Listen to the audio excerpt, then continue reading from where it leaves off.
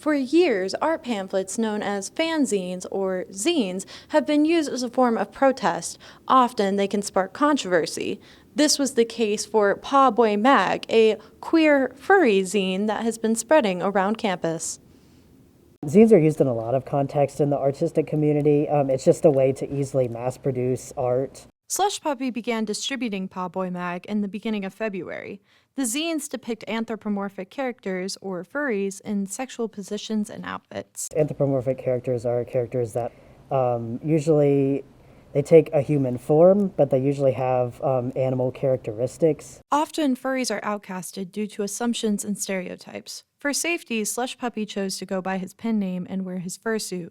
Lizzie, a member of Furries at WCU, chose to do the same to avoid harassment from her peers. When you join the fandom and you start to learn about all the stigma around furries, I think you just have to accept that's part of what being a furry is. One of the biggest misconceptions about furries is that for every member, it's a fetish. It's not a fetish for everybody. Like, for me, I just get to dress up as my favorite characters. However, the sexualization of furries is part of what inspired Paw Boy Mag. It's reclaiming the fact that queer people are going to be sexualized, furries are going to be sexualized, whether they are in explicit content or not. The zines have been distributed in the library, residence halls, and academic buildings, and pinned on bulletin boards.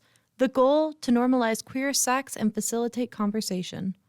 Those conversations do need to be had because ultimately, when sex is not viewed as taboo and it's rather viewed as something normal, it makes it safer for a lot of people, especially people in the queer community. Paw Boy Mag has received pushback from both the general public and the furry community. I don't think that we should just be distributing porn like willy-nilly around campus. I think there's some level of consent that needs to be had.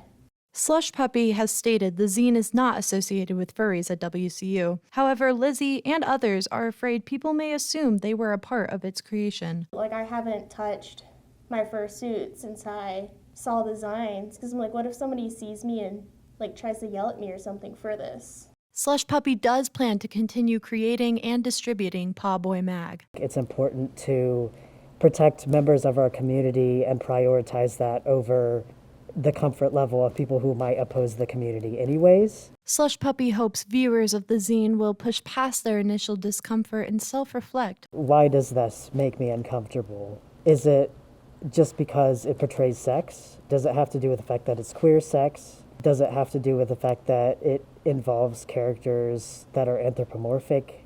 Reporting for WeTV, I'm Mara St. Marie.